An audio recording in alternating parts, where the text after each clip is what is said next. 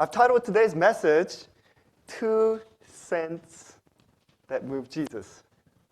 And I've decided to preach on this topic, not because I see the need, but so we talked about ordination last night, but I'm part of the pre-ordained group for the pastors at the conference, and I have to go there every month, which is slightly burdensome for me because it takes an hour and a half to get there. So that's like my whole day gone if I go there and come back. But in that group, it's like a continued education. We have to prepare a message that the group decides to preach on, and we have to give 15-minute sermons. And I know my turn's coming up pretty soon because I joined pretty late and everyone's had their turn. So I decided, okay, I need to prepare something so that I don't get caught off guard. And fortunately or unfortunately, the topic they have chosen is on stewardship. And it's one of the most important topics in the Bible, but it's one of the topics that pastors don't really like preaching on. Because as you know, this topic has been abused throughout Christian history, and it can make people feel pressured and uneasy, and it's very easy to reduce people to their wallets, and I don't want to do that. So it's one of the topics that I don't really like preaching on, although it's very important. But as I was thinking about stewardship, this one familiar story came to my mind, and it's the story of this poor widow who gave 2 small coins. And it's a short story, only a few verses, but there is something about the story that caught my attention. And the more I thought about it, the more I felt like I needed to preach on this topic. Because there was something that everyone else missed, but Jesus noticed. And it was important enough for him to make a comment about it. And it makes us wonder, what did Jesus actually see? And I want to open up today's sermon with this question. Have you ever felt embarrassed by how small your gift seemed? When we moved to New Zealand, I was 12. My parents, they were beginning their farming venture, and they've never been farmers, and we didn't have enough resources to own everything from the get-go. So they had took out quite a bit of loan, and everything was on the line. And that meant we had to live on most affordable food, and it was actually the hand-rolled noodles. I used to roll those noodles at home for my mom, and she'll make chicken soup noodles. And it was one of the most affordable foods. So we had that a few times in the week to help with our finances. But I was attending school, and one of my close friends at school, he invited me to his birthday party. And I didn't know what to take as birthday present because we couldn't really afford things at that point. So my mom said, why don't you take him some highlighters and sticky notes that we brought over from Korea. And unfortunately, those highlighters that I already started using, so they were almost new, but they were not quite new. So I had to put them back into the original packaging. Thank God I kept them. And I have to wrap it up and take it to his birthday. And I still remember to this day, I felt so small with my presents because compared to what other people had brought, it was kind of small. And I could see it's not really at the same level. And I felt a little embarrassed. And I still remember hoping that my fellow classmates would not see my present. And I was afraid that they might laugh at me. But looking back, I realized something. Comparison has a way of making sincere love feel ashamed. Sometimes gift feels small, not because love is small, but because hands are empty, right? And that is why this story pulled my attention, because in the temple that day, there was this woman who had very little in her hands. Yet Jesus saw there that he did not want his disciples to miss. Now imagine with me for a moment. In this story, Jesus is nearing the end of his earthly ministry. He's already entered Jerusalem in a triumphal entry. And he's on his way to the cross to give himself for us, for the sins of this world, to redeem his people. And now he comes to the temple for possibly the one last time, and he's walking through the courts of his Father's house. And the scenes from the past of God's people is racing through his mind. All the mercies of God and graces of God that was poured out upon that city and on that temple. And his heart is aching because he knows the destiny that his people are choosing, that in just few days later, that they will crucify him on the cross. And as people began to recognize him, they gather about him, wanting to listen to his teachings. But unfortunately, the religious leaders also came among them, Pharisees, Sadducees, scribes, and the priests, and they started to challenge him, hoping to catch him in his words. And tension is rising, and this would be the one last time that Jesus would reason with them. But no matter how clearly Jesus reasoned from the scriptures, many of them would not accept him as a promised Messiah. And at that point, with great sorrow, Jesus exposes their hypocrisy. These religious leaders had a form of godliness, but their hearts were not right with God. They wanted to display their piety, be respected and honored among the people, but their hearts were ruled by greed. Jesus rebuked them, saying, "You devour the widows' houses." Then Jesus sat by the treasury chest and watched. And Jesus was not merely watching what people gave, he was watching how they gave.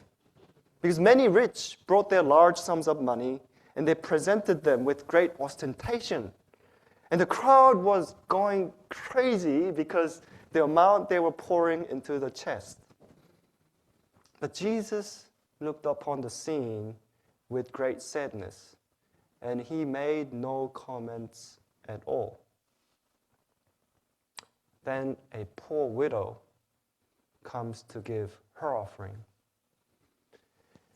She approaches the chest with great hesitancy, looking around to see who's watching because she doesn't want to be seen. She felt discouraged seeing many rich people bring a lot of offerings. She can't hardly muster up the courage to go and put in her 2 coins. Her offering, even to her own eyes, looked very, very small. 2 little copper coins that were the smallest coins in circulation. But that was all she had. It was her provision for the day. Someone may have thought, what is the point of giving this compared to this large sums of money that rich people are pouring in? My little 2 coins, that's insignificant. They won't even notice this at the treasury. Yet her heart was longing to do something for the God she loved. Little though it may be, she wanted to give something to the cause of God that she loved. And she was watching for that opportunity when nobody was looking. And as soon as that opportunity came, she mustered up all the courage within herself, and she went and put in those 2 mites, 2 cents that we could say. And to everyone else, That may have been the end of the story. 2 little coins. What's the point? It's not worth much. But Jesus' face lit up. To Jesus, it was a big deal. And she turns to leave quite quietly, but she stopped because she notices that Jesus had noticed. Then Jesus, deeply moved, he calls his disciples in excitement. And he says, "Verily, verily, I say unto you, this poor widow has put in more than all those who have given to the treasury, for they all put in out of their abundance, but she out of her poverty put in all that she had, her whole livelihood." Imagine hearing those words. Tears of joy would have burst out and must have run down her cheeks. The gift she thought was very small was now being honored by the Son of God. The offering she feared might bring humiliation received approval of Christ. And at this point, we have to ask the question, what was it that made this offering, this tiny offering, so special to Jesus? Even though the story takes place at the treasury, the fact of the matter is that it's not really about money. It's about the heart.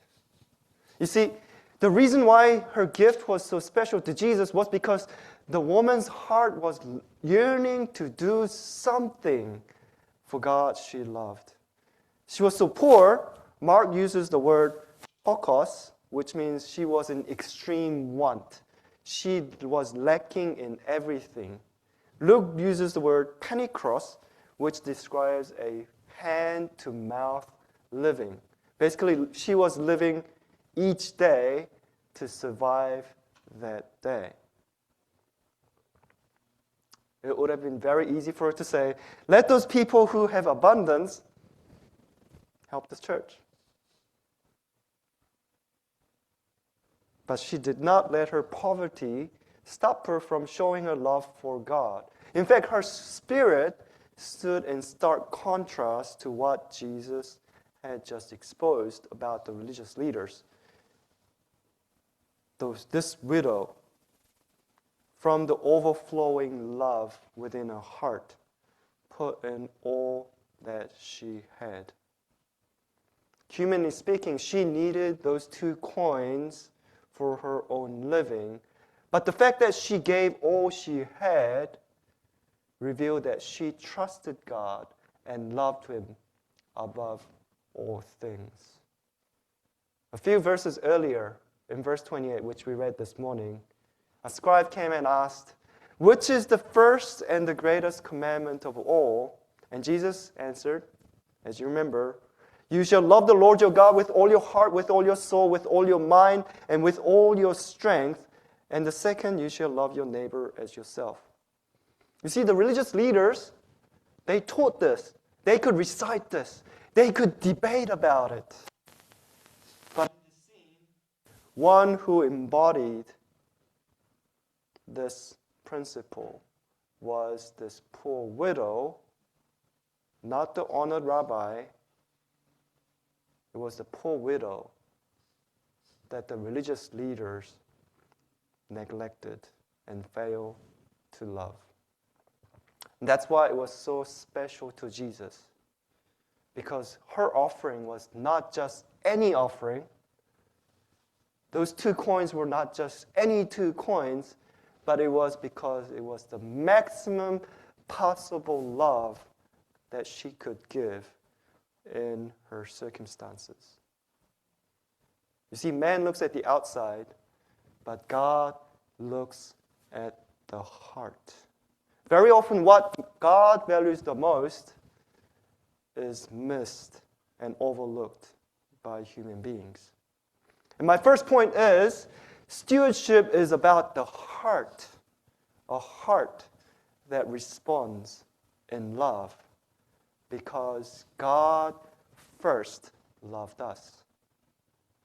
I remember going to China back in 2019, and it was my first time being asked to speak at a place, and it was like 20, 30 people that have gathered in this country house.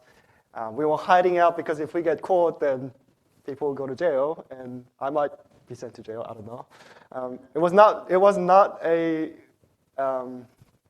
something that you could do in open. We had to do things in secret. But I realized something. I prepared a message that I could preach for 2 weeks, and I think I shared for 2 weeks, if I remember correctly. And at the end of my stay there, I've noticed something. All these people, they don't own very much. Most of them didn't own as much as I do in the West. But as I was leaving, they would be bringing these little things. Maybe it's a tea, or maybe it's a little gift. Maybe it's moisturizer, because some of them noticed that my skin was very dry. And I realized something. You see, I wasn't a great preacher. It wasn't that I was so great that they decided to give me something. But I realized that because God had revealed His love through me, they wanted to do something because it was their heart response to show that appreciation. I'm not asking you to give me something, by the way. I'm just trying to make a point. That's what love does. When the heart receives love, it yearns to respond back in love. And that's what stewardship is all about. It's not a mere transaction from your wallet. It's a response from our hearts. However, in this text, we find something very interesting, and we need to pay close attention to Jesus' words. He said, "Assuredly I say to you that this poor widow has put in more than all those who have given to the treasury." And this is interesting. Are you catching the picture here? He says, more than all. What does that tell you? How can it be? He's trying to say, mathematically, these 2 coins were greater than everything that was in the treasury chest? Of course not. But he's trying to explain to us how heaven's accounting system works. You see, human beings, we count dollars. He's trying to illustrate a point. Heaven counts something else. You see, those 2 coins were very small, but they outweighed thousands and thousands of dollars that were deposited in those chest boxes. And Jesus gives us the answer as to why it was greater. And his answer is, that for they all put in out of their abundance, but she out of her poverty put in all that she had, her whole livelihood. So the key contrast is out of abundance versus out of poverty. What is Jesus trying to say? You see, when someone gives out abundance, obviously that's still a beautiful thing, and we should not discount that. But what he's trying to tell us is that when we give out of abundance, it doesn't really cost us greatly. We may not even have to sacrifice our comfort. We may not have to sacrifice anything to give that amount because it's something spare. But when you give out of poverty, out of lack, there is great self-denial that is involved in the process. It may even affect tomorrow's provisions, which was the case with this poor widow. And that's why her gift was so precious. She was not giving something from her surplus.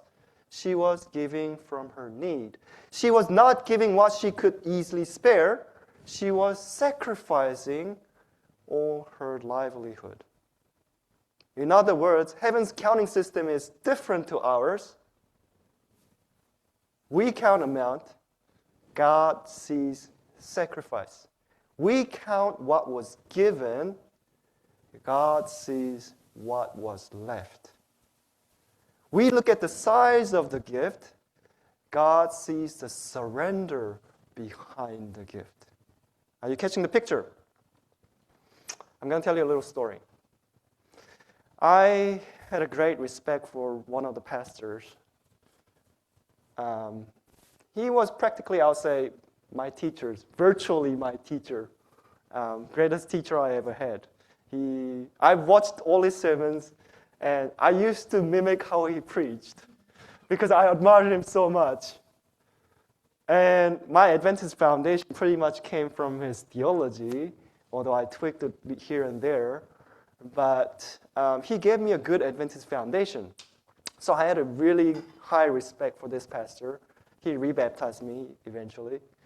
But when he passed away, I wanted to show appreciation for what he did to his family. And I sent about $1,000 to show my appreciation. And at that time, my good friends, the Kims in New Zealand, they were struggling a lot financially. They had debt from their business, and they were really struggling. But they also wanted to show appreciation. And they wanted to borrow money so that they could show appreciation for what this pastor meant in their life. And they also sent $1,000. Not out of abundance, but from debt. I guess what I'm trying to say is those $1,000, they were exact same amount, exact same number, exact same dollar figures, and the family receiving it probably didn't even see the difference in their bank account. They were $1,000, both the same. But I can tell you honestly, their $1,000 outweighed mine by far. Why? Because of the sacrifice behind the gift. And that's what Jesus is trying to teach us in this story, that heaven's accounting, the value of the gift is not measured by the amount, but amount of surrender and sacrifice behind the gift. And Jesus is teaching us an eternal principle that stewardship is not merely measured by amount, but measured by one's sacrifice. The world counts dollars. Heaven weighs the surrender and sacrifice. I want to move on to my third point. However, there's another dimension that we have to catch in this scene.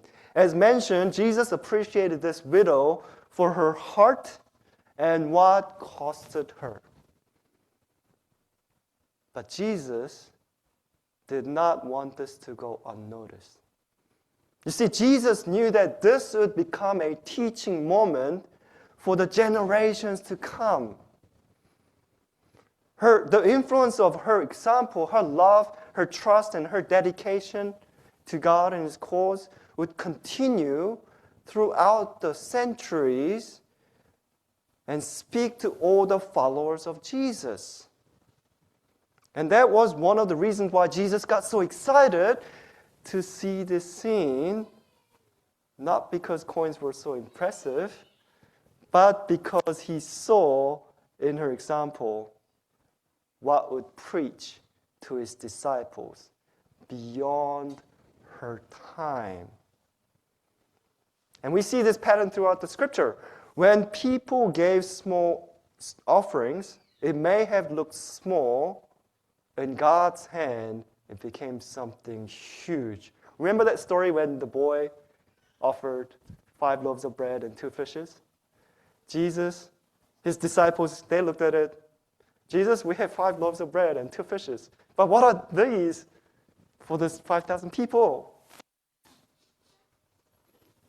Remember the story? Jesus blessed them, and he multiplied them, and they had leftovers from the 5 loaves and 2 fishes.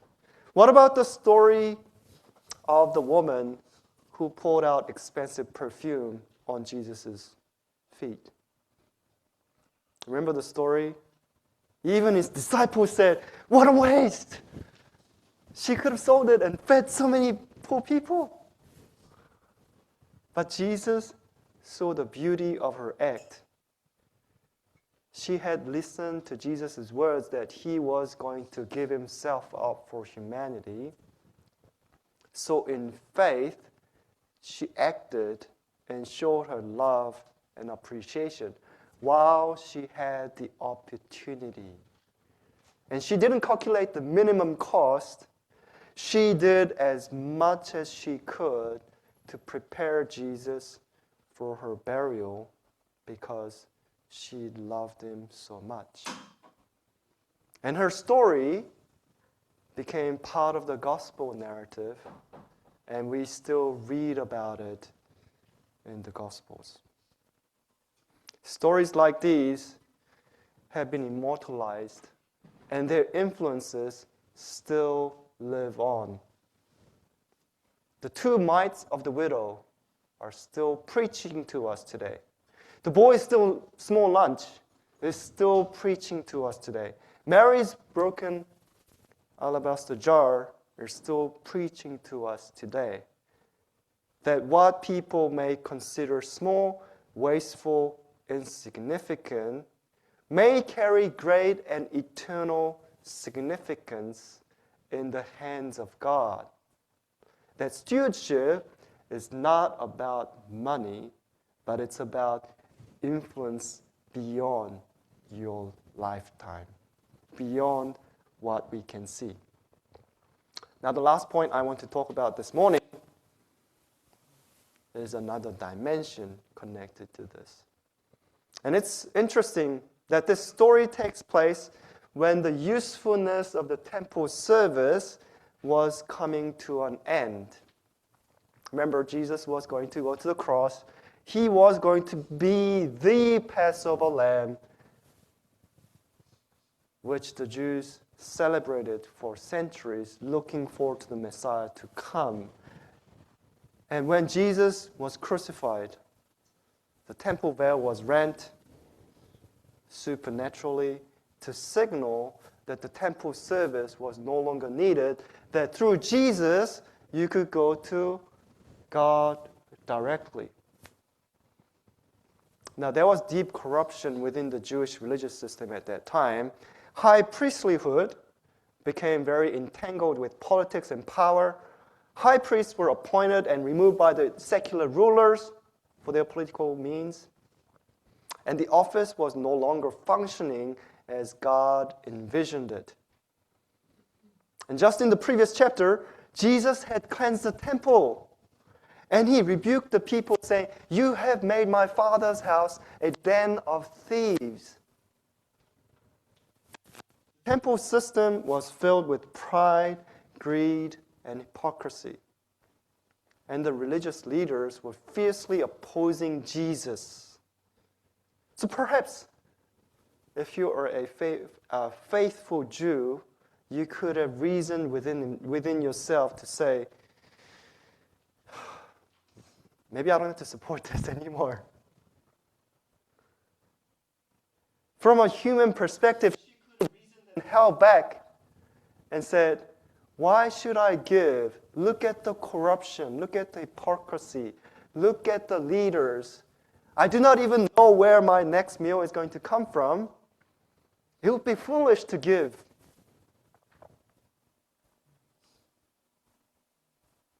And we don't have to defend the corruption, right? But you see, this poor widow did not allow corruption to steal her worship. Instead, she acted in faith. She did not give because the leaders were worthy and trustworthy. She gave because God was worthy and trustworthy. It was act of faith and worship. It was holy. Those 2 coins were not merely a donation. It was an act of worship. They were trust placed in the hands of God. And in the process, she encountered Jesus. The Savior saw her. The Savior honored her. The Savior affirmed her faith. And we can imagine her life would have never been same after this incident. And that's what stewardship does when it flows from the heart of love. Stewardship is not merely something we do for God. It is something God uses to transform us. We encounter Jesus through the process, and He transforms us. And as we behold Jesus, who sacrificed all for us that we may have life, our hearts should move with love and respond in love. And as we deny ourselves, sacrifice our comfort, give for the blessing and salvation of others, our hearts begin to resonate with the heart of God. And we begin to care about what God cares about. You see, stewardship reshapes who we are. It trains our hearts to turn away from selfishness. It reshapes us back into the image of God. Stewardship is transformative act of worship. Remember the story of Zacchaeus, the little guy? By the way, he was actually a traitor from Jewish perspective. He worked for the Romans. He was collecting tax for the Romans. It's like Koreans during the Japanese occupation working for the Japanese. And he was in survival mode, if you remember the story. He wanted to hoard as much money as possible, and he ripped his own people off. That was his relationship with money. But when Jesus entered his house, God's grace entered his heart. And as a response, he promises to give half of his goods to the poor, and he'll fix the wrong right. Before he met Jesus, money was something he hoarded. But after Jesus, it was something he released for the good of others. You see, this is what happens when Jesus enters our heart. His grace doesn't just change what we do with money, it completely transforms how we relate to money. Stewardship reshapes us to live after the image of God and His character. Because every giving from love weakens our selfishness within us. Greed loses strength. Trust in God grows stronger. And our love for God and our fellow human beings becomes deeper. And slowly, our lives transform into genuine worship through stewardship. I want to talk about John Wesley. Do you guys know about John Wesley? Who was John Wesley? He was the founder of Methodism. And when he experienced the conversion experience by God's grace, he started to preach the message of transformation coming from receiving the grace of God. He experienced himself that God's grace came into his heart, and he was a different person. And I should say, God brought about an amazing revival, the Wesleyan revival, through John Wesley. And that's how Methodist Church was born. Now, by the end of his life, The movement had grown tremendously both in England and in America. Thousands and thousands of people were becoming part of this Methodist movement. However, John Wesley saw a deep concern for his people. And he wrote this in August 4th, 1786. And he said, "I am not afraid that the people called Methodists should ever cease to exist. I am afraid lest they should only exist as a dead sect, having the form of religion without the power." And to our amazement, one of his major concerns was stewardship. You see, he understood that disciplined Christian living often made people more diligent and frugal, and over time, diligence and frugality could lead to increased wealth. And if increased wealth did not lead to increased generosity, the same blessing could become spiritually dangerous. He believed that one cannot love and at the same time fail to give. And perhaps this is where we as Adventists in North America must ask ourselves, does Wesley's concern apply to us today? As I've been talking about during Sabbath school, every Sabbath school when we begin, the poorest regions of the world is Africa.